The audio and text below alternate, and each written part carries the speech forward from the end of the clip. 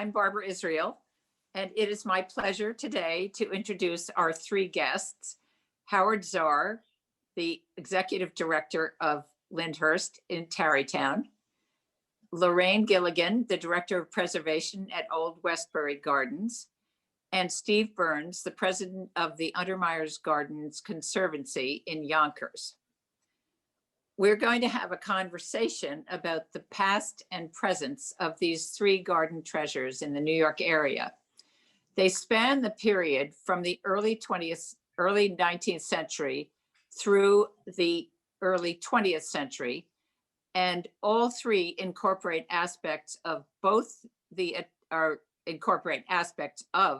Italianate style of gardens originating in 16th century Italy, and the late 18th century English landscape style that came about in direct opposition to the geometric rigidity of the Italian garden. The English style was characterized by a sparsely ornamented landscape that was carefully engineered to look natural. I'm going to ask you, starting with Howard, for a little intro on the history of your property, key date of development, and seeing as your property is the oldest, though Howard, you're not the oldest, would you like to begin? Thank you so much, Barbara. I'd be happy to begin. I'm so glad to be here with the Winter Show audience. Lyndhurst is interesting because it's perhaps one of the most significant, important Hudson Valley landscapes, but is probably one of the least known. And a great deal of that has to do with the significance of Lyndhurst as an architectural entity. Lyndhurst was designed by Alexander Jackson Davis originally in 1838 and then doubled by him in 1864. And Davis was essentially the Frank Lloyd Wright of the 19th century. Lyndhurst is the place in the United States where we switch from classical architecture, the Federal or Greek Revival architecture of the early country, to the Romantic Victorian architecture of the 19th century and beyond. And Lyndhurst really is considered the first fully executed Victorian house in the country. And I think because of that importance, people really overlooked its collections and in particular its landscape. And the landscape is really quite important. Lyndhurst sits on its original 67 acres, directly on the widest part of the lower Hudson River, just below the current Mario Cuomo Bridge, the former Tappan Zee Bridge. Alexander Jackson Davis, who designed the house, was also a landscape architect, and he probably designed the earliest iteration of the landscape from in the 1840s. And the landscape basically really never changes. It's only added to from the 1840s through the 1940s. So it really is a compendium of American landscape taste in that period when the country is really coming into its own. In particular, it's very influenced in the 1860s by the development of Central Park, and much of the feeling of the Lyndhurst landscape is really as in an arboreal park. It also has some very notable features, like the largest and a very early Lord and Burnham greenhouse, of which the frame exists, sculpture fountains by Frederick McMonnies, and it's well documented. The first photographs of the landscape are in 1868. There's a map, topographical map in 1873 and 1905. Mattie Hewitt Edwards takes extensive photos in the mid-1920s, and there is a color film of the landscape in 1942, which happens right before the property falls into disrepair. We've recently completed major landscape restorations of some of the features in the lower landscape that have disappeared. So now when people come and see Lyndhurst, it really is a wonderful compendium of American landscape taste and really shows that development over a long period of time. And I think will, as people come and visit, really be something that is unexpected and really quite ravishingly beautiful. Thank you. And you have an extraordinary thing this year too, that you have the National Kennel Club dog show, right? Yes, so for the very first time, the Westminster Kennel Club is moving its show from New York to Lyndhurst in June. Many people don't know it, but Westminster is the second oldest sporting event in the country. And so it's really quite a wonderful thing to have the Kennel Club coming to Lyndhurst. And of course, Lyndhurst has a long history of having dogs on the property. And we actually have a building that was built for Frank Gould, who was the son of Railroad Baron Jay Gould. He was a St. Bernard aficionado. And we have the kennel on the property where he raised his prize St. Bernards. Oh, that is great. Now, Lorraine, you also at Old Westbury Gardens, you have a garden that has a mix of styles too. Please tell us about that. Well, let me just introduce you to basically the evolution of Old Westbury Gardens. It's the former Long Island estate of John S. Phipps, who was the eldest son of Henry Phipps, whose fortune was made with Andrew Carnegie and U.S. Steel, and his wife, Margarita Grace, who was a Grace Shipping heiress. And the property was developed on Long Island between 1903 and 1906 and the family resided there until 1958, which was a rather long tenure, especially for the Long Island estate movement. Westbury Gardens, Westbury House, and was created on an elevation so that it was the focal point from all points of the constructed landscape. And the gardens themselves were really crafted to feature springtime and autumn planting, since the family really wasn't in residence in those other two seasons. The estate itself was initially composed of Quaker farmsteads, which the community of Westbury, that basically they had inhabited that area since the early 1800s.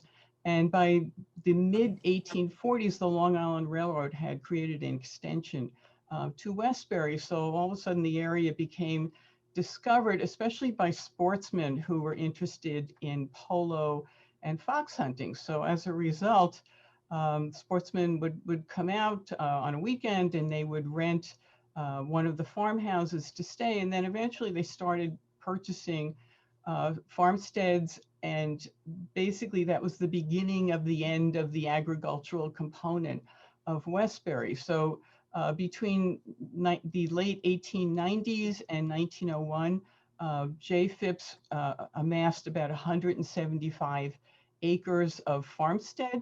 And in 1903, when he married Margarita Grace, that was when he began planning the composition of the estate that would become Old Westbury Gardens.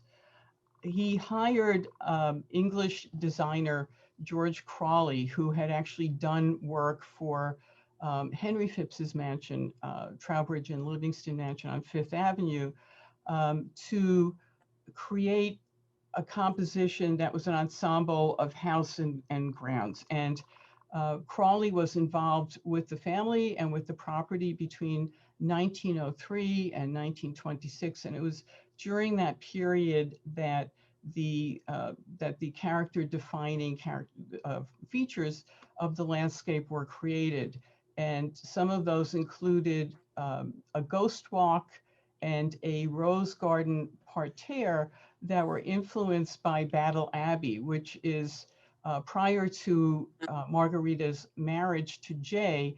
She and her family resided at Battle Abbey for several years before her wedding. So there was this sort of romantic installation or insertion of these two features from Battle Abbey, as well as Crawley's interpretation of the 2-acre walled garden that Mrs. Phipps, who was enormously interested in horticulture and gardening throughout her entire tenure at Westbury, was assisted by Mrs. Charles Hoyer Millar, who was part of the Du Maurier family and a landscape architect in the UK.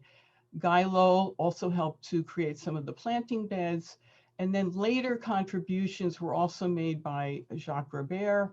And the last sort of, the last infusion or addition to the property was by White and Alum in 1928, with the creation of the western terminus of the property, which included a boxwood garden and colonnade.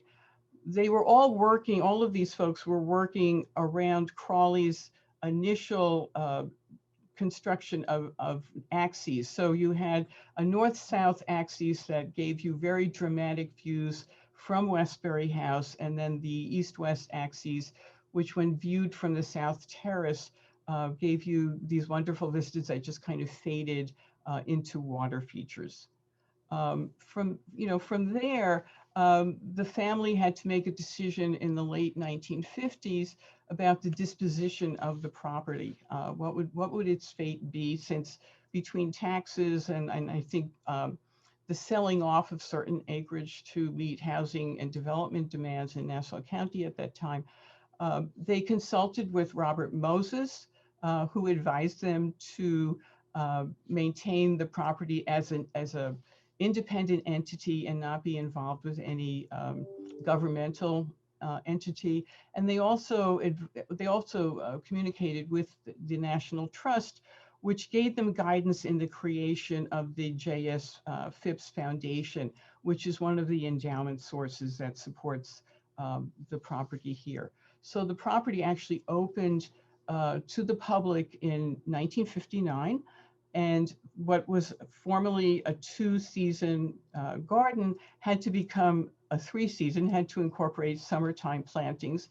And during the next few decades, there were other sort of instructional gardens that were installed around the perimeter and out of focus of the historic garden components. We were fortunate in 2011 to have a cultural landscape report, which helped us to define the period of significance for the gardens, which would be 1959, which by that point in time would be the 50-year maturation of the landscape. So since then, we have been able to restore the what's called the hemlock hedge portion of the South LA, which actually had been destroyed during Superstorm Sandy. And then based on the recommendations of the Cultural Landscape Report, the organization has prioritized and will continue to make those improvements to what we see as a maturing landscape. Great, thank you. And I want to hear more about that ghost walk when you Okay. come back on. I'm a little curious. And Steve, please tell us about the history of Untermyer Gardens. And at some point, I want you to talk about the dog situation with Samuel Untermyer. Okay. Okay. Sure. There was a large mansion that was built at the south end of the property by a previous owner during the Civil War. He went bankrupt 10 years later in Yonkers, and then it was purchased by Samuel Tilden, who had run for president of the United States, the now infamous election of 1876. He withdrew from public life and lived here until his death. And in 1899, it was bought by Samuel Minnie Untermyer. It wasn't until around 1916, 17 that Untermyer, who continued to enlarge the property, decided to build the garden. So the garden did not really relate to the house. It was very separate. And he wound up hiring Wells Bosworth, the architect, to lay it out. And he hired Bosworth because Bosworth had designed the house and garden at Kykuit for the Rockefeller family. And in fact, there's a letter in the Rockefeller family archives from Bosworth many years later to John D. Rockefeller Jr., saying that a man walked into my office, his name was Samuel Untermyer, and he asked me to design the finest garden in the world. So Untermyer had 60 full-time gardeners on 150 acres and 60 greenhouses. He opened his private garden to the public one day a week for 25 years. And we know from a New York Times article that one of his open days in October of 1939, 30,000 people came in one day. The only other private garden in America that was open regularly like that would have been the Dupont Garden called Longwood. So this was a major world famous garden with spectacular views of the Hudson River and Palisades. And after Samuel Untermyer's death, Much of it was subdivided. The mansion was torn down, and the city of Yonkers acquired 16 acres, a core, which was very indifferently maintained. The city had neither the money nor the expertise to maintain it, and it essentially became sort of a ruin. It had been kind of briefly resurrected in the 70s, then reverted again. And I wound up starting the Untermyer Gardens Conservancy 10 years ago, and we've been restoring it ever since. Initially with one gardener, then two, then three, then four, and we're up to 6. Hope to have 7 gardeners this year. But it is a monumental garden and a monumental project. It has the most famous part of the garden is called the walled garden, which Untermyer really, it was sort of a misnomer. He called it a Grecian garden.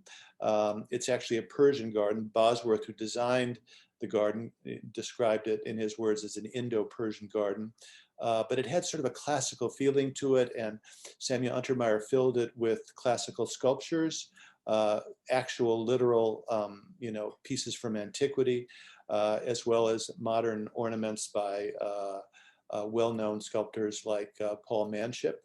And it is what we say is the finest Persian garden in the Western Hemisphere, until recently the only Persian garden in the Western Hemisphere.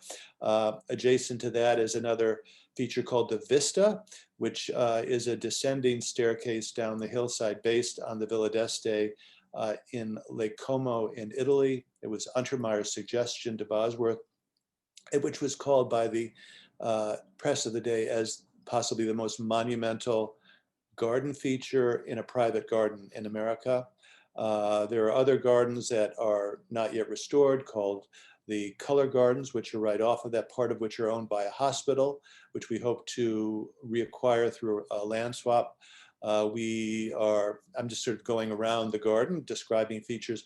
We're in the process of recreating an ornamental vegetable garden that Untermyer had elsewhere. This is going to be very exciting. A few years ago, we rebuilt something which we call the rhododendron walk.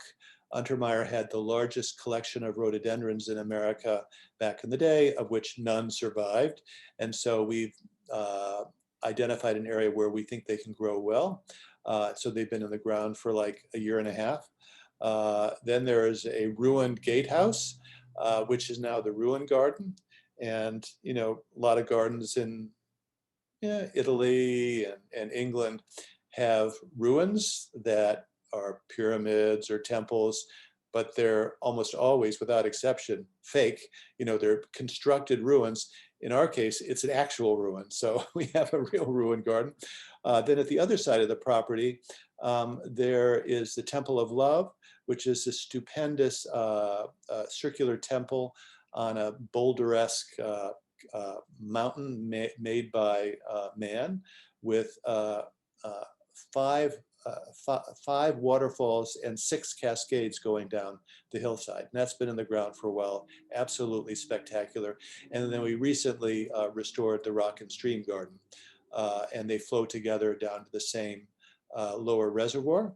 That is an area that you would say is more romantic, more perhaps English, as opposed to the other areas which are more rectilinear, based on precedents in Iran, in India, like the Taj Mahal, or Italy. So when we started, we had probably a handful of visitors the first year. Last year we had, last year was an exception, but the year before that, when we were open all year round, we had over 75,000 visitors. Wow, that's amazing, isn't it? What a change.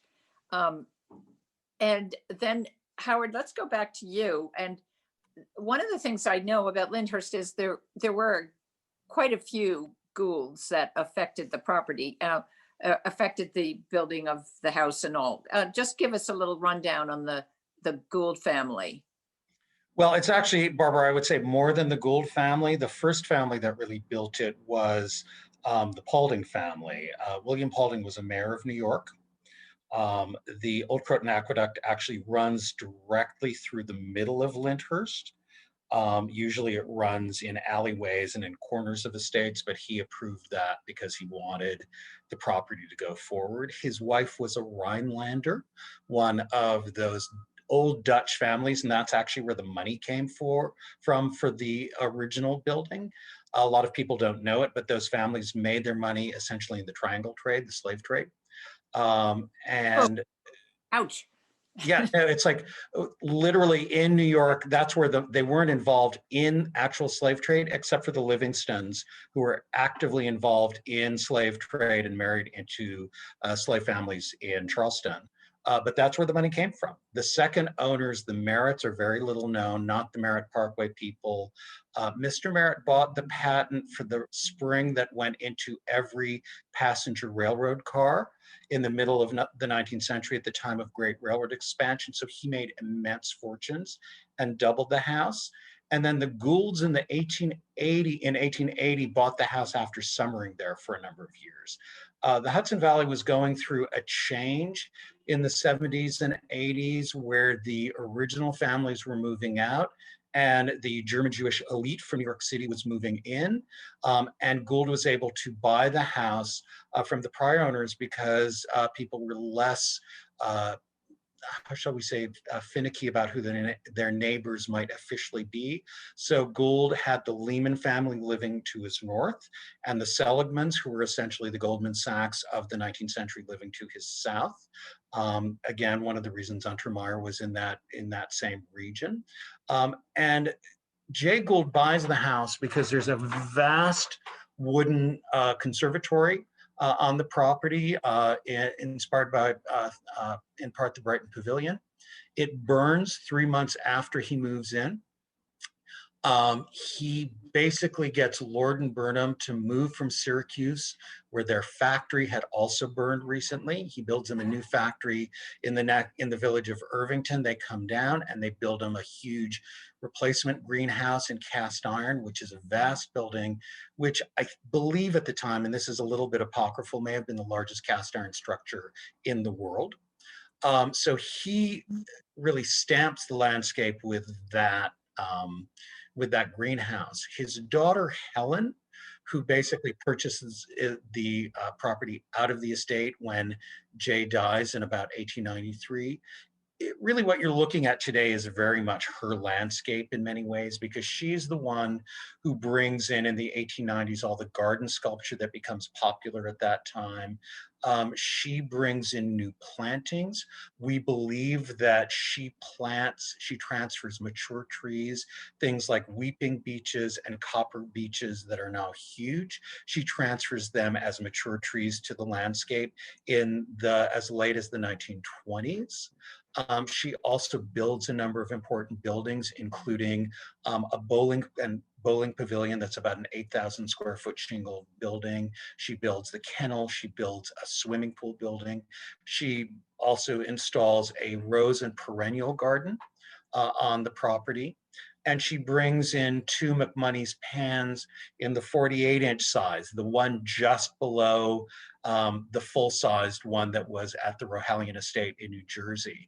So she really brings in a lot of that. And in terms of plant material, she's the one who introduces things like the Weigelia, the Forsythia, the hydrangeas, Deutzias, all those things that now are the standard plant material that you can buy at Home Depot, but at the time that she brings them in are really quite new and exotic and quite rare things. Her youngest sister, Anna Gould, the Duchess of Tallahan, returns to the estate in 1939. And as she is closing down some of her estates in southern France after World War II, brings a lot of garden sculpture additionally to the Lindhurst estate. So it's of the Goulds, both the father and the two daughters really have a huge impact. One of the other things that I would point out, Anna Gould lived at the estate when Robert Moses was trying to put the Tappan Zee Bridge up. And the idea at the time is that they could take Lyndhurst by eminent domain, tear it down, and put the bridge through there. And Anna, being perhaps one of the wealthiest women in the world, goes out and purchases the land underwater in front of Lyndhurst and the property to the south, which is essentially Sunnyside, and the property to the north, which was the Lehman estate, because you can take terra firma through eminent domain. You cannot take waterlands through eminent domain. And that's how she thwarted Robert Moses. And that's why Lyndhurst is still here. That's an amazing story. I knew that you had the water access, but I thought it was because they wanted to bring their yachts in. They did. Jay Gould, one of the confluences between people like John D. Rockefeller and Jay Gould is they went to work on Wall Street every day. And Gould, unlike what happened in the period, typically these houses were used a little bit like old Westbury Gardens in the spring and the fall, and then they went further up either to Maine or, in the case of the Goulds, the Catskills, where the weather was really cool in the summer. And typically during that time, the men stayed in the city and did whatever men in the city did when their wives were away, and the wives went upstate. Gould was actually a great father, and he wanted the yacht so he could go back and forth to Wall Street and come back to his family every day. And the reason Lyndhurst is actually preserved is not because of its great architecture. It's because his kids thought he was such a great father. He didn't drink, he didn't smoke, he didn't womanize, and they loved him. And so they preserved it in his memory. That's good. So there's the yachts. There's the yacht. Okay. Lorraine, you also had an owner called Jay. Right. But give us a little bit of a rundown on the Phipps family and how they interplayed. I think the fact that that Margarita was English and brought the English influence is huge, isn't it? I mean, well, actually, Margarita was actually born in Lima, Peru, and spent about 14 years there, and then from Peru spent a number of years in Manhattan, growing up, and then on to the Battle Abbey years. So she was very sophisticated. She had been traveled extensively at that point in time, and I think that this whole, the myth of J. Phipps proposing to her, and initially when they came to Old Westbury, and before Westbury House and the estate was built, they lived in one of the farmhouses that Jay had purchased around 1901, which was quite expansive. It had been a Hicks family homestead, and they were one of the more prominent Quaker families on Long Island at that time. And they lived there during that period of construction. And he was basically saying to her, I will build you this Carolian revival mansion, and we're going to put in these other features such as the Ghost Walk or the Rose Garden, and later there was a cottage garden as well, to make you feel at home, to make you feel comfortable. So I think they're again, Marguerite was quite sophisticated, and I think brought quite a worldwide view with her. But at the same time, George Crawley, who was really, he was a designer and a purveyor of English design, of antiquities and style, had actually met the Phipps family through Jay's older sister, Amy, at a dinner party. And it was interesting because Henry Phipps was in the process of working with Trowbridge and Livingston on the mansion on Fifth Avenue. This would be right around 1901. And, Henry had grown up in Allegheny and was neighbors with Andrew Carnegie, which is basically how they eventually became partners in U.S. Steel. So he came from rather humble beginnings, as did his wife, Annie Schaffer. And the story is that the interiors of the Trowbridge and Livingston mansion were quite elaborate and not quite lending to a comfort zone for either Henry or Annie. And it was Crawley who said, I can help you. They hired him to literally help redesign some of the interiors of that mansion. Subsequently, then, here's Jay, the eldest son, ready to embark on his own construction and design project. And he hires Crawley, which is quite exceptional because Crawley had never designed a residence or a garden at that point in time. And they also hire Grosvenor Atterbury to be the architect of note, to deal with the construction issues of the estate.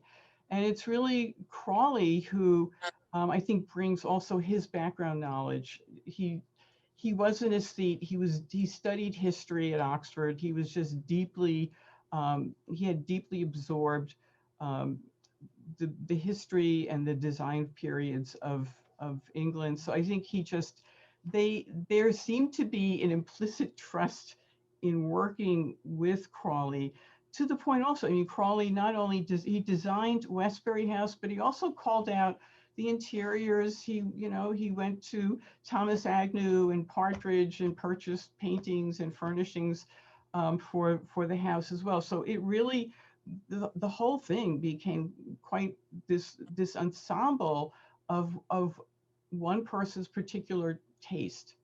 So it's remarkable. And of course, there were push-pulls about money that was being spent, and on the South Terrace, which is, the house is constructed of red Virginia brick with terracotta cornices and a wonderful collie-wested slate roof, which is a whole story in and of itself. The terrace also it's a brick terrace, and it's really one of the signature features on the property as you view it from the South LA looking north. It's probably the best known shot, but there was a real push-pull between why do we have to use limestone? Why can't we use terracotta? It would be so much cheaper, and it really delayed the project for 8 months. And subsequently, Crawley won out, thank goodness, because we all know the issues that belie us with terracotta building components over the years. So we're very fortunate to have archives that also tell us there is statuary throughout the property, as others have noted in their descriptions. And it was primarily more, I think, a reflection or a conceit that they had done the grand tour. So for example, on the western terminus with White and Alum, they imported an Italian colonnade, but the statue of Diana that is the focal point is actually by a French sculptor and designed after one of the statues at Marly sur Roi. So you have a piece of French sculpture intermingled with an Italian colonnade.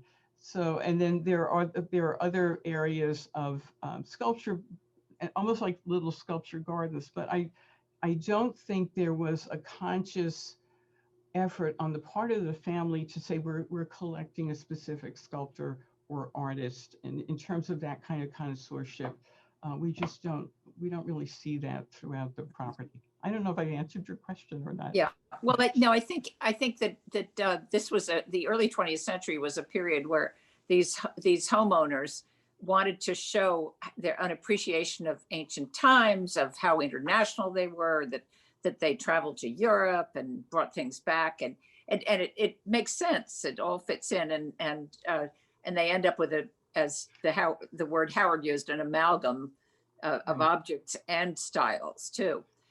Now, Steve, I'd like you to talk about the competitiveness that drove Samuel Untermyer to have this extraordinary garden.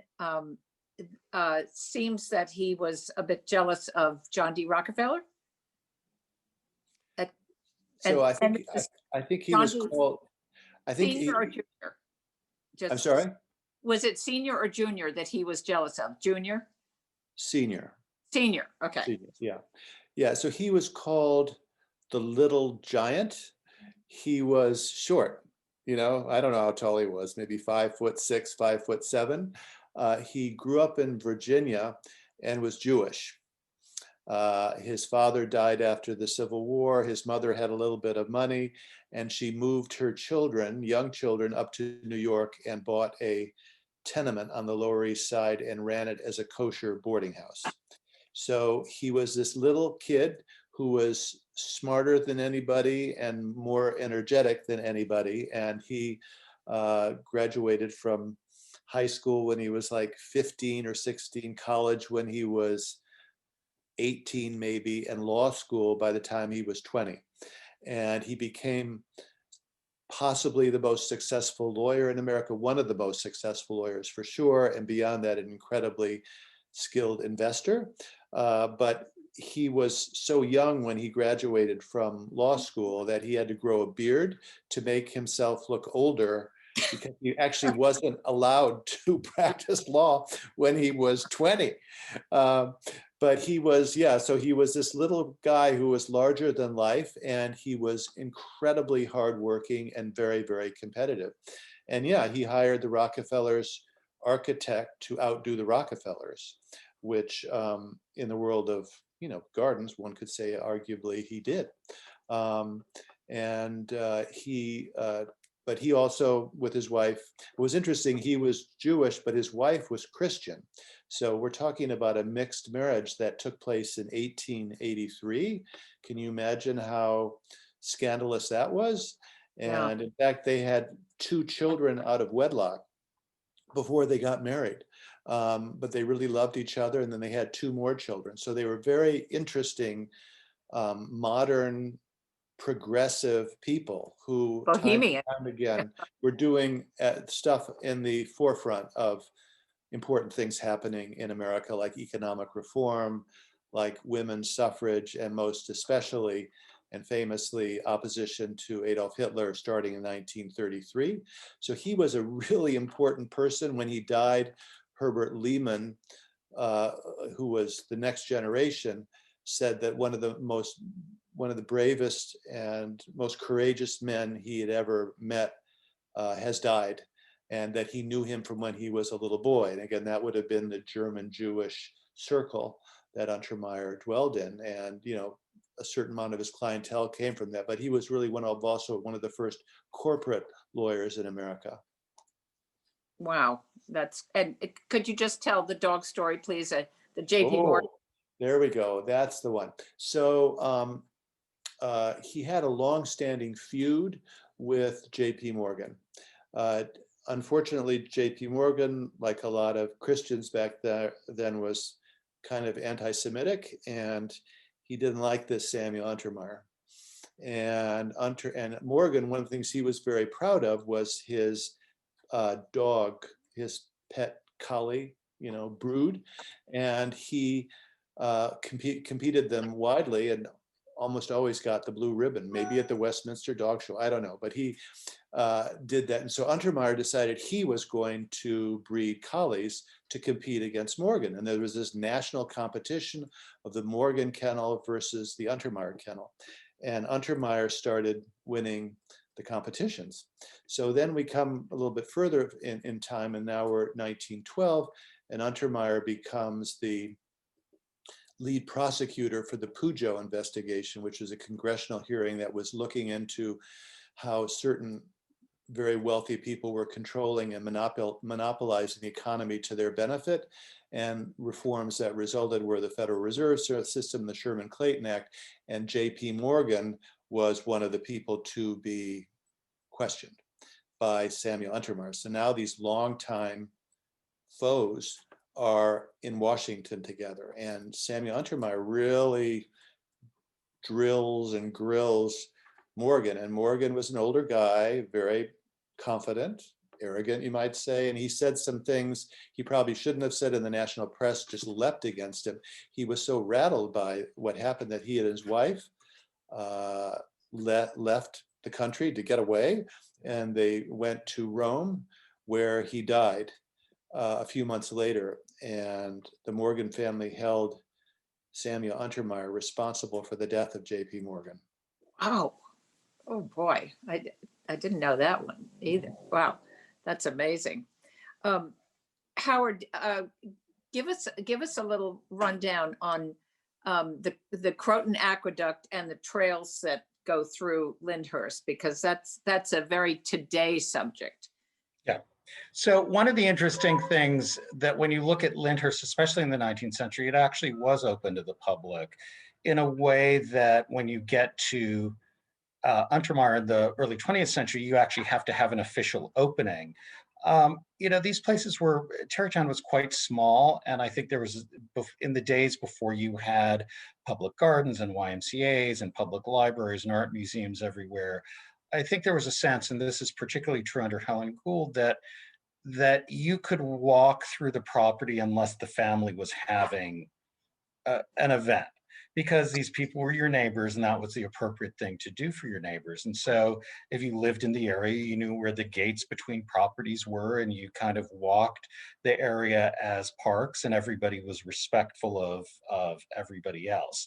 So in many ways, that really is the history of Lyndhurst, which changes as you get later, and the concern about incredible wealth and kidnapping and safety becomes greater. There wasn't really that concern, even with somebody like Jay Gould, who was universally disliked in the United States and derided in the press. I don't think they were really ever worried about their personal safety, and they kept the landscape open. The greenhouses were open to the public. There was a swimming pool that Helen Gould builds that was open to kids and families in the neighborhood. So that's something that they did.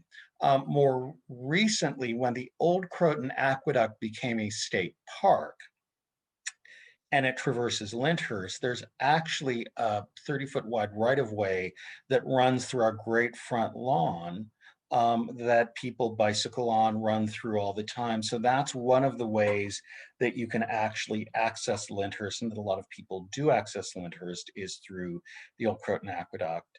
A number of years ago, Westchester County started the Westchester Riverwalk, which is a series of connected trails throughout Westchester that are not fully connected, but have significant swaths that are. And the actual riverfront drive at Lyndhurst is part of the Westchester Riverwalk system. And this past winter, we actually completed a pathway in conjunction with Historic Hudson Valley. There's a property that runs between Lyndhurst and Sunnyside, Washington Irving's former home, which is owned by Historic Hudson Valley. And we did the first restoration of one of the estate roads that was in there. So now you can actually walk from the old Croton Aqueduct through that park onto the Westchester Riverwalk as it exists at Lyndhurst, and then do a loop back up to the old Croton Aqueduct on our front lawn. So we're essentially never closed. We really are a place where, even though these parks are officially, open from dawn to dusk, if you want to walk or ride your bike or run or walk your dog, you're able to, and we encourage it. And of course, during the pandemic, it was very interesting because all of a sudden this was a time when the one safe thing you could do is be outside in nature. And we had an incredible influx of people from all over who came to visit, either driving through the front gate in their cars or walking on through these trailways, because they realized just that we were essentially a mini Central Park in Westchester on the river. And we were a great landscape destination. So I think what we're hoping is these trails and the restorations we're doing to our landscape will really change the perception of Lyndhurst, not just as a great historic house, but as a great estate with really wonderful grounds that are wonderful to enjoy. And we've already seen that transformation. Lorraine, have you noticed a difference during this period of time in terms of because the pandemic has restricted all our actions so much, that you have more visitors to the property, or because the house is not open? Has that changed things? Because we're not a state or county facility, Westbury Gardens didn't open until July, and there there was a very real demand for access to the property. We were just following the New York State guidelines at that point in time. So it also pushed us into instituting a different admission policy. So previously, where you could drive in and you purchase your ticket and so forth, we basically had reservations online only. They had the visitor services folks decided on how many visitors could arrive per hour, so that there would be basically we could maintain safe and social distances. And with that online reservation process, it also helped us to understand better, and it will give us those tools to better understand who actually comes to visit. It gives us a sense of where folks are coming from, so we have a better understanding of destination and so forth. What we were gratified to see is that basically every day we sold out. So that it helped us to see that there was a real demand, but there was also concern for the safety of the horticultural staff on the property. So basically, we opened, instead of opening at 10 o'clock, we opened at 11 o'clock in the morning, which gave the horticultural staff a chance to do what they needed to do without what they felt might be harmful exposure to the public. And with that, it was the other challenge, because even though we're a 200-acre estate, and there are lawns and there are trails, when you start getting into the walled garden or the rose garden, there are areas with, as you can imagine, with limited spaces. So those areas needed to be controlled to some degree to promote visitor safety. And sometimes, as you can imagine, that was also a challenge in terms of staffing and just interacting in a very positive way with the public. We found by and large, people were very respectful, and they were just elated to be able to even come and bring their lawn chairs and just sit on the lawn and read a newspaper. And I have to say that in terms of Nassau County, the state parks that were open, I know they were filled immediately in terms of visitation. And there was a real lack of just park access here on Long Island. That it just shows you how important these places are, because there's just, especially here, even in Old Westbury, there's as you know, the one remaining Phipps estate, which is Ercles, which is across the street from us on Post Road, is up for sale, and will probably, that 120 odd acres is going to be broken up into housing development. So we're always facing encroachment, but there's also just the incredible lack of open space here in Nassau County. So it's helping us to better understand where our audience is coming from, and it just shows us the need also to really pay attention to the quality of the landscape, the quality of the experience that visitors are having. Westbury House is close to the public, which was unfortunate. We're also in the midst of doing the largest restoration that we've ever undertaken, which is the restoration of the Crawley Weston slate roof, which is a limestone honey-colored slate that's from the UK. It's the only roof of its kind in the United States, and it was a design that Crawley noted that the soft honey-colored slates would be a complement. The soft gold crown on the house would be a complement to the landscape during all seasons.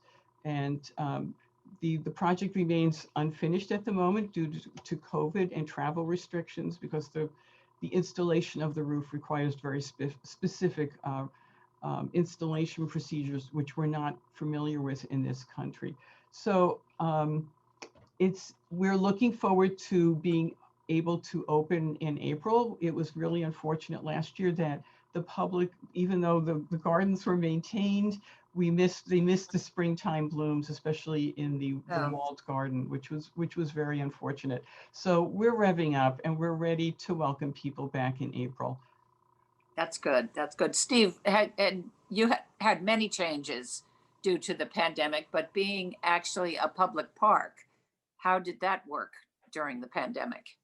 Well, we're really not a public park. I mean, we are a park owned by the city of Yonkers. We call ourselves Untermyer Park and Gardens, but I think we were considered more a garden by the state. And so we followed a lot of the same limitations that they had at Old Westbury. So, we were shut down for a number of months and our visitation was definitely lower last year. We don't have a visitor services department. So we had to control the number of people, but we relied on volunteers to do that. And what was interesting is while visitation was by necessity down, and of course our budget, as everybody's budget went down, we had to revise it and figure out what we were going to do. We found that the number of donors went up substantially. So I think people are really finding this is a place they love to visit, and if they can give us a little or a lot, there are more and more people who are helping out. Yes. Tell me a little bit about the Temple of Love, because one of the things that I've been amazed by, I've never seen anything like that I haven't been to every English garden, but the ones I've been to, it's just such a unique feature. Yeah, well, temples of love are pretty popular features. There's in America and other gardens, there are often circular temples with like a wrought iron dome. There's a temple of love at Lindhurst overlooking a rose garden. There's a temple of love at Longwood looking over a pond. And so our temple of love overlooks the river, and it's the same sort of temple, but what it's built on is very unusual. Yeah. It's all these gigantic boulders that are all put together, and the boulders at various intersections are hollowed out, and there are these planting pockets. There's something like 313 planting pockets there. Untermyer must have had 1 or 2 full-time gardeners just maintaining the planting pockets, and all of this water cascading. So it is a truly heroic type of landscape feature. I think that one could draw a comparison to the Temple of the Sibyl in Tivoli, which is actually an ancient circular temple built on a rocky crag with a waterfall coming out. There's a beautiful drawing by Fragonard of it in Italy, and who knows whether Bosworth was looking at that when he thought about it. The man who built it was Carlos Davite, who was a rock mason from Genoa. I happened to go to Genoa a number of years ago, and I saw this sort of boulder-esque treatment in some of the public spaces there. So, I could see that there is a similarity. Carlos Davite, I think, did work at Kaiket. He did work at the St. Louis World's Fair, as well as the Paris Exposition, and the pebbled pathways at the Frick Museum.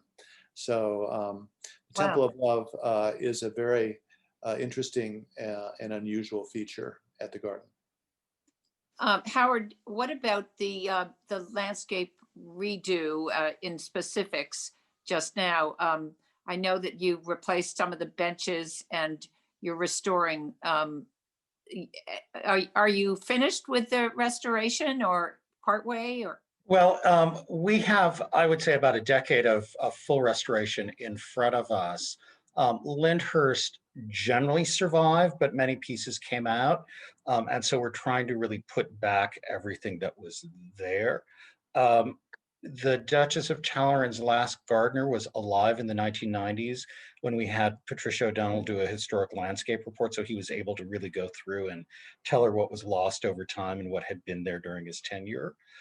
The first piece that we focused on was the lower landscape, the landscape that went from the Lyndhurst veranda down through Craggy Hill to the bowling alley that is right next to the Hudson River.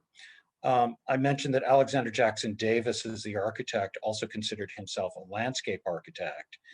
And we believe that in the 1840s, when he finishes the design for Lyndhurst, he also specified the landscape design for them. That was a point at which the railroad was coming up the Hudson River directly in front of the house. It cut off the little boat cove in front of Sunnyside that Washington Irving was distraught about. And we believe at Lyndhurst, they raised up the landscape berm so that the railroad would be below grade. And they took a series of 3 rocky outcroppings that were surrounded by trees. And we believe that was a remnant of the Dutch 17th century farm that was there. These were Dutch tenant farms that grew produce for New York City. And basically, it's glacial land, and there were these big rocky outcroppings. And at those places, they just grew trees because they couldn't really grow crops on them. And Davis likely romanticized those and planted more trees around those crags, so that you had these craggy, rocky, romantic outcroppings with a castle immediately above them. In the 1860s, a gentleman named Ferdinand Mangold, a German landscape architect who had worked for King Ludwig in Bavaria, was hired to expand the landscape significantly. And one of the things he did was he created a cement path that went directly from the Lyndhurst veranda down the hill and connected these 3 rocky outcroppings, put benches in them, planted more trees around them, made them really incredibly picturesque, and provided picturesque views of either the hillsides, the mansions, or the Hudson River. Now, in the 1960s, when the National Trust took over the property, they ripped out the cement sidewalks, assuming that they were a modern addition. But what people didn't realize was that cement as a building material was really only reconfigured properly for the building of the Erie Canal in the 1820s. The Romans knew how to do it, as evidenced by the Pantheon and other buildings. And then the formula was essentially lost till the early 19th century.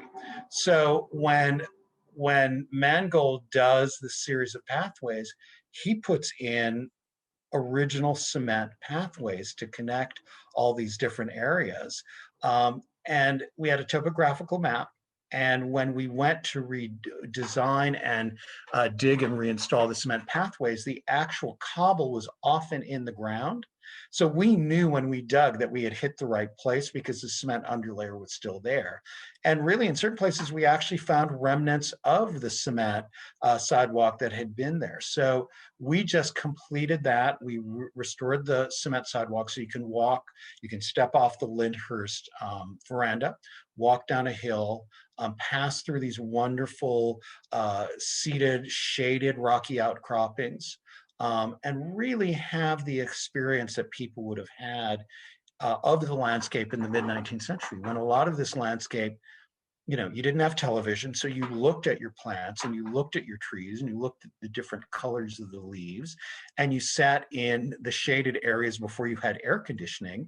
And, you know, on a day that it was maybe 80 and you're wearing, you know, a full corset and, you know, other undergarments, trust me, it was quite pleasant to sit in those little shady outcroppings and really have a great deal of relief from that. So that's what we've completed pretty much thus far. We have a little more planning to do, but it's pretty much there.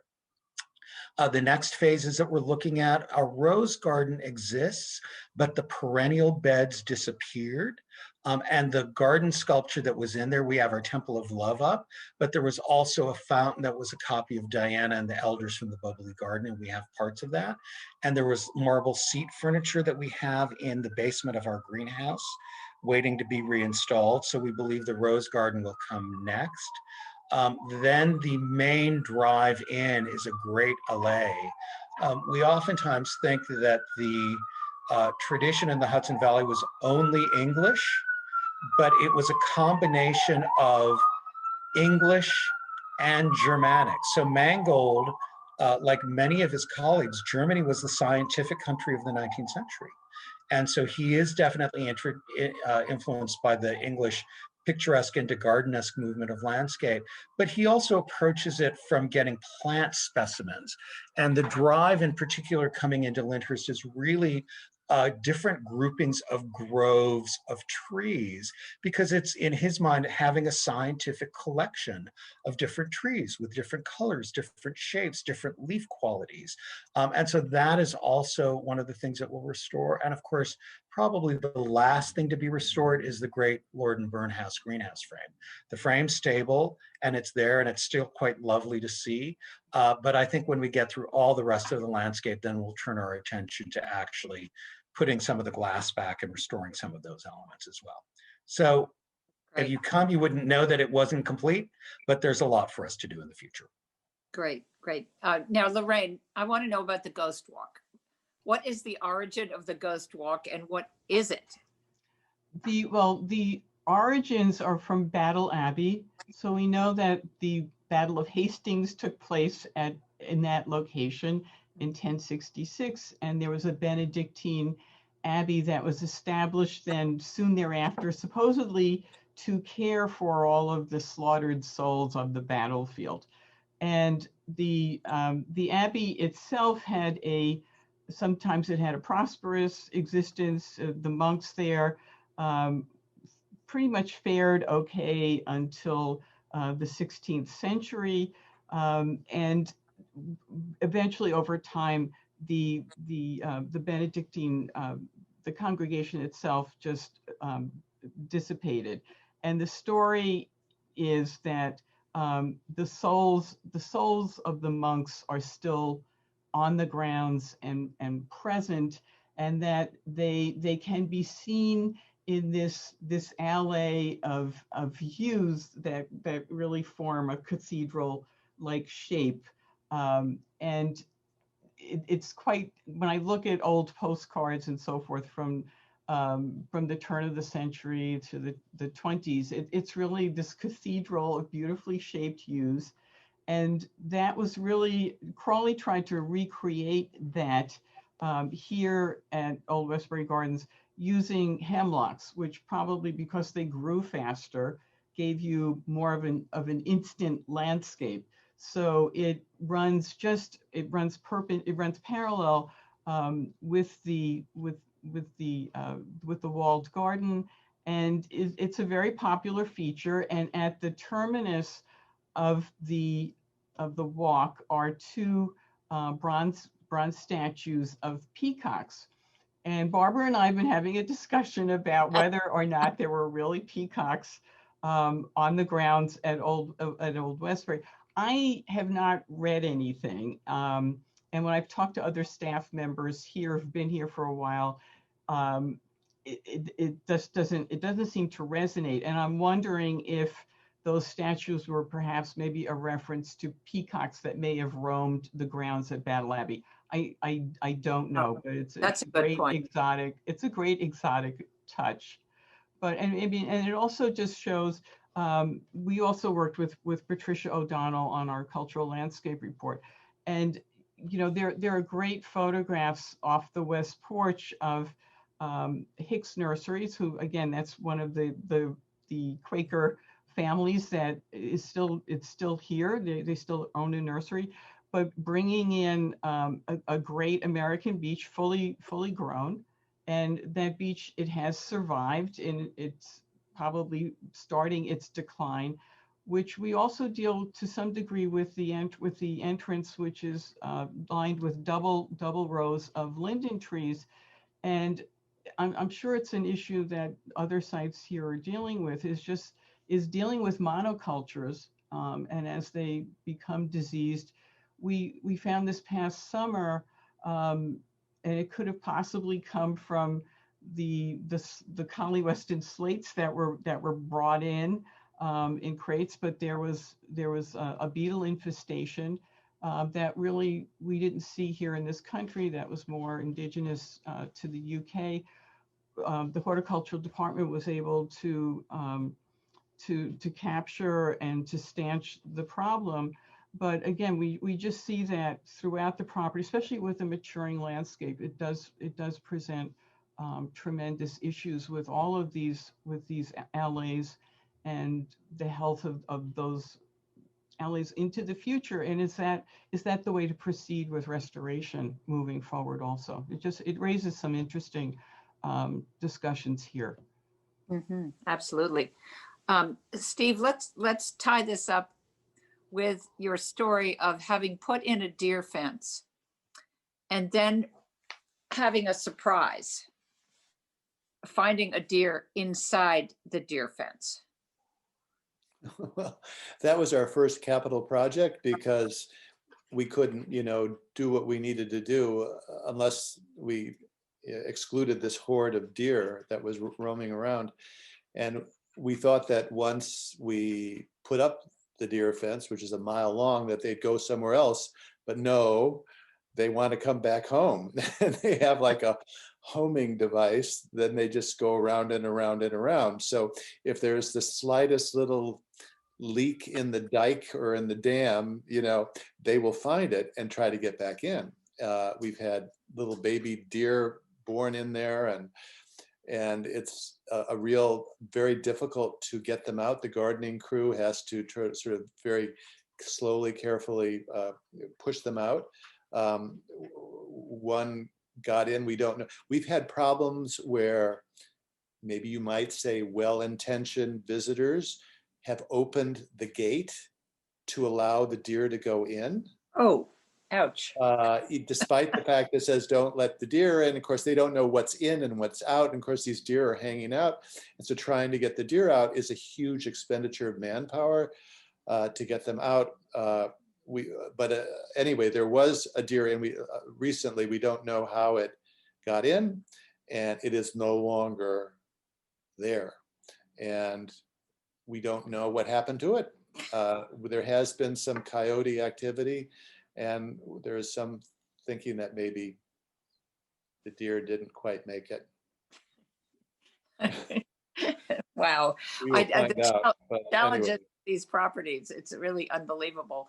Well, Yeah. Thank you so much, the three of you, for giving your time and to the Winter Antique Show.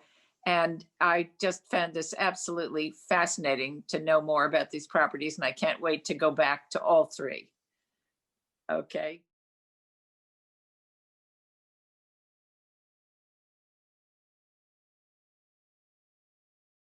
Now that they're museums, do we place in the amenities that people need?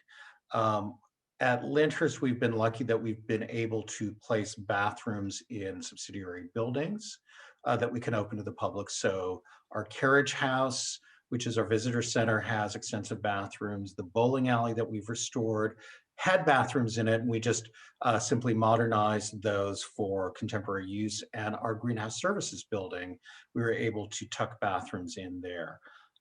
Parking is a major challenge because it's not only that you need parking, but you also can't place it everywhere. So if you have these vast, huge, ancient trees, you have to be cognizant of where their root systems are and what people are driving over. So luckily, we've been able to do things. There is property immediately to our south, which was basically a ruined property, and we've been able to cut in and put a parking lot in there. We had a number of small buildings on the landscape that burned down in the 60s. We've been able to use those sites for parking, but it is something we try to really do on a very sensitive basis. But it's necessary. We have about 75,000 visitors, and that's just the paid visitors annually, not including the people who walk through the property and aren't paid. So we have a real need to find places to put people and put it in a way that the landscape still speaks and you're not just looking at one big parking lot when you come to visit. Thank you. Lorraine? Yeah, I would say that at Old Westbury, the visitor amenities such as the cafe and the restrooms are really situated on the perimeter of the historic components. It is a challenge since Westbury House is constructed on a rise. So you do get, you're overlooking lawns and so forth.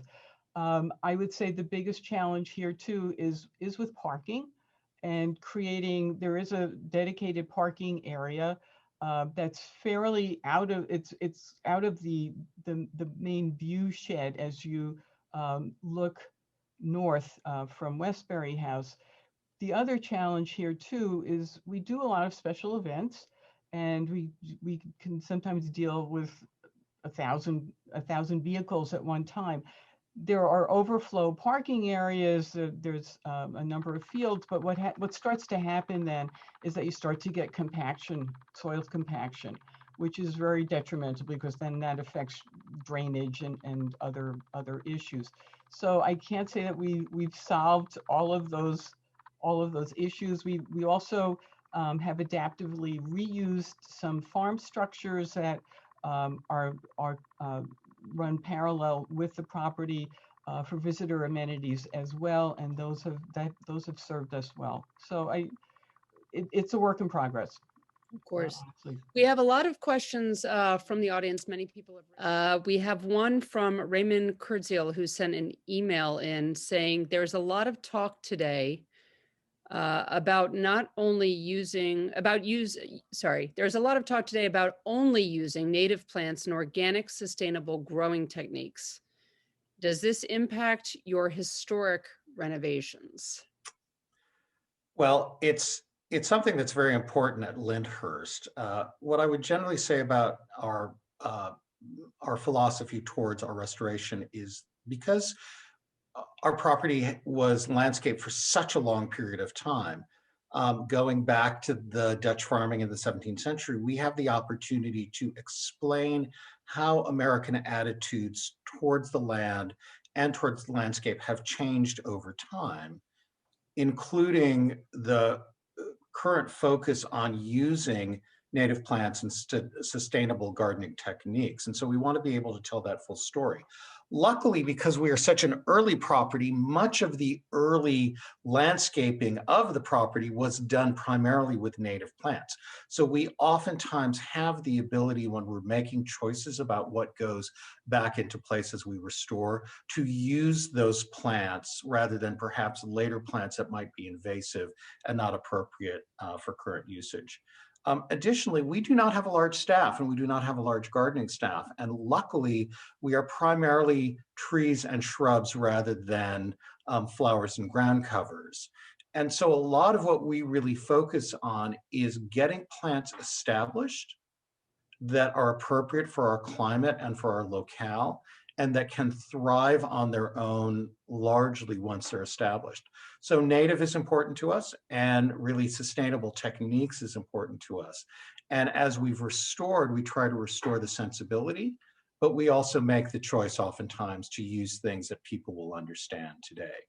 As a last thing I would say going forward, one of the things that we are looking for is opportunities to actually bring in specifically more native plants as the final restoration story of the landscape at Lyndhurst, so we can really have a place where that is clearly on view and people understand how we went from being a clear-cut farm in this 18th century to being a decorative landscape in the 19th century, to our focus on balancing all these things in the 21st century.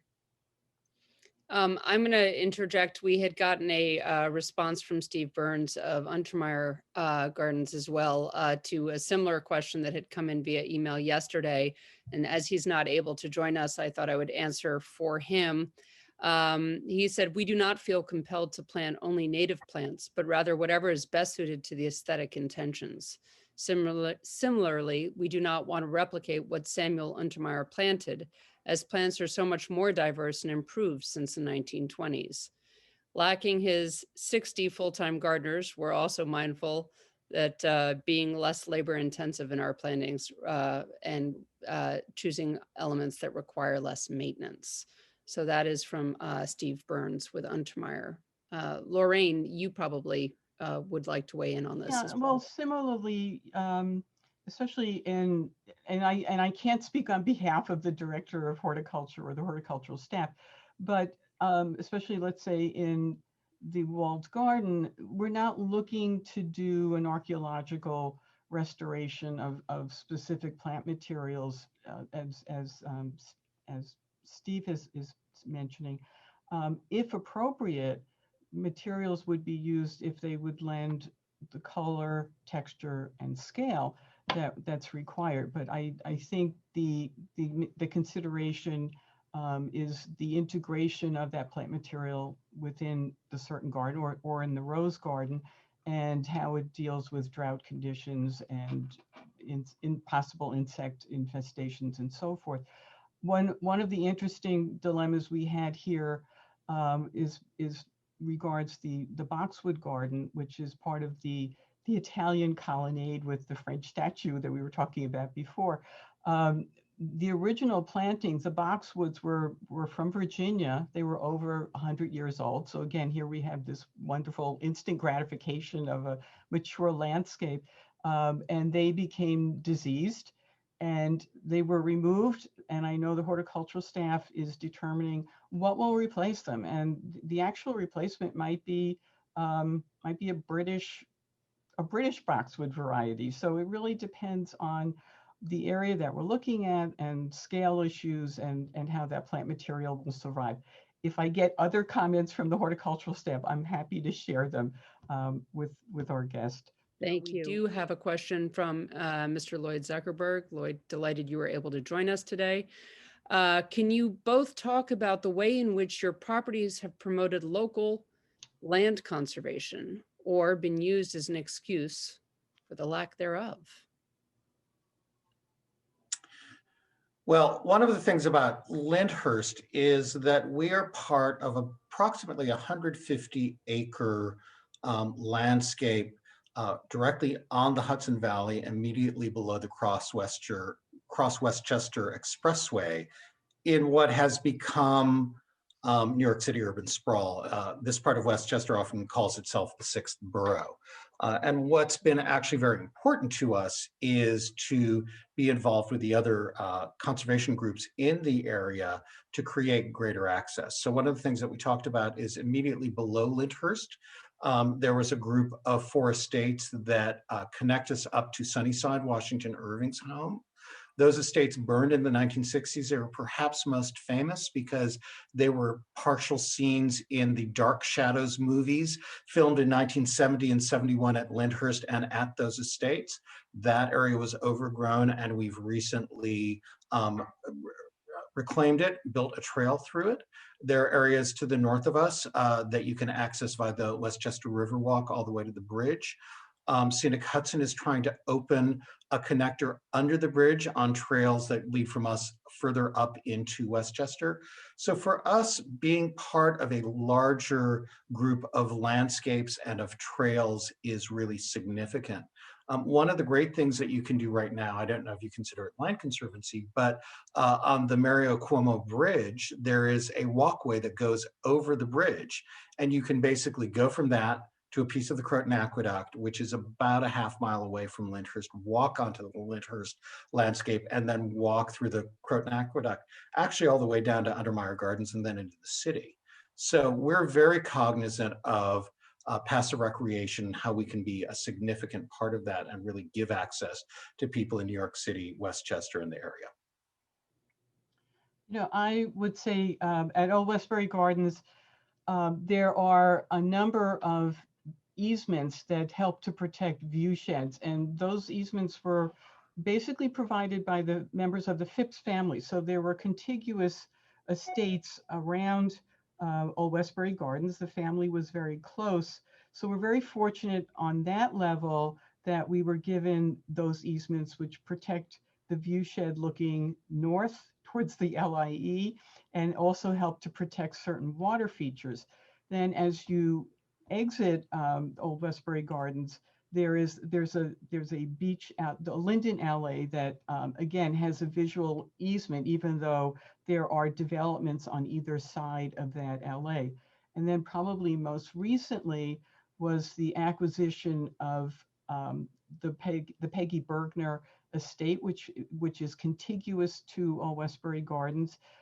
It was a farm, the original Hicks Farm property that I spoke about earlier, of 35 acres, and we were able to reacquire that property after Mrs. Bergner died in 2006. So again, that also, it helps with just with encroachment, and then it also gave us the opportunity to begin talking about the Quaker beginnings here on the property. we've also dealt more recently with other sort of semi-historic properties in the area coming up for sale. And there have been discussions about acquiring those properties to enhance. There's another farm property that we are looking to interpret, and it would have been helpful with just encroachment and so forth. But there are just the financial realities and of restrictions that what are the priorities and where is the focus. So that really just brought us back to the property as we know it now. Great. And we also have Miss Phyllis Brodsky, so I'm going to open up her mic just to see. I know it's been a very lengthy discussion, so. Hi, I'm Phyllis Brodsky. I'm a senior and I'm concerned about accessibility to the parks in the Hudson Valley. I recently moved from Long Island to Yonkers. I find the terrain is very hilly and not as so easy to walk on as it was in Long Island. I've been to Westbury Garden. I found that very accessible and very nervous about going to Untermyer. Can you tell me if there are some, easy walks there and if there are benches to sit on once in a while? I can take that. Okay. Yes, Untermyer is built rather on a hillside, overlooking the Hudson. So it is hillier than some of the places, but you definitely can walk in the walled garden very comfortably. And I do know there are benches because I personally donated them. Okay. Also, Lindhurst is an extraordinary place to walk. That, as Howard has been saying. Yeah, so we have a variety of different areas at Lyndhurst. It's about 67 acres. And I would say 2/3 of it is largely flat on a plain, and then you have the hill down to the water. But we are able to give access. When we did our restoration, we were very focused on making sure that we had ADA access. So not just the ability for people who are mobile, but people who are differently abled, who might be in a wheelchair, can access our really wonderful rockeries and sort of landscape restorations. We put in special parking areas with sidewalks that originate by the parking areas with handicap parking that you can actually take and you can do much of the trail. There are certain parts that are at a second level of ADA accessibility where if you have a little assistance, they're easily walkable. So you can plan, you can do pieces that are more level, and we can help you if you talk to our visitor services people, help you in advance to plan what are the best places to walk on the property. But a lot of it, not all of it, is surprisingly level and paved. And Howard, the Riverwalk also.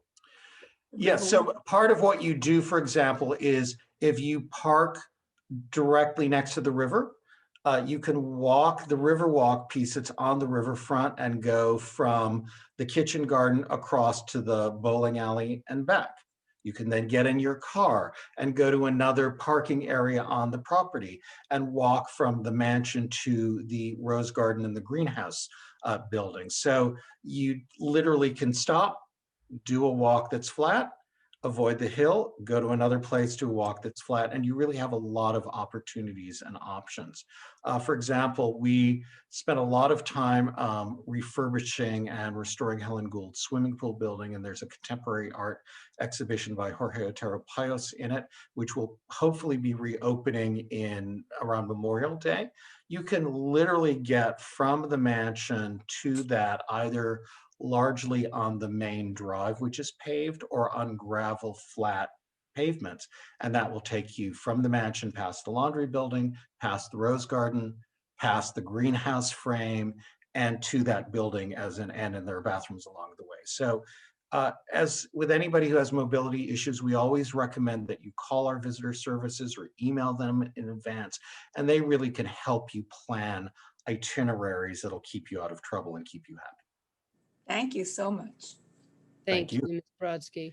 I would like to take a moment just to thank Lorraine, Howard, Steve, and our fabulous Barbara Israel. Although she was moderating is a hard job, and I just have to say, Barbara has been a colleague and friend of the winter shows for longer than I have. And she is such a tremendous asset. So I would encourage you all to also take a look at her stand. She runs Barbara Israel Garden Antiques, and she has spectacular works that are perfect for any garden or any outdoor space that are available to view on the Winter Show website under our exhibitors page. So thank you all so much for joining us. I hope you enjoyed this one of our cultural programs. And thank you, Lorraine, Howard, Steve, and Barbara again for joining us. And everyone that was able to join us, please take a look at the show. And don't ever hesitate to reach out if you have any questions or if we can answer anything else for you. Okay. Thank you so much. Thank you.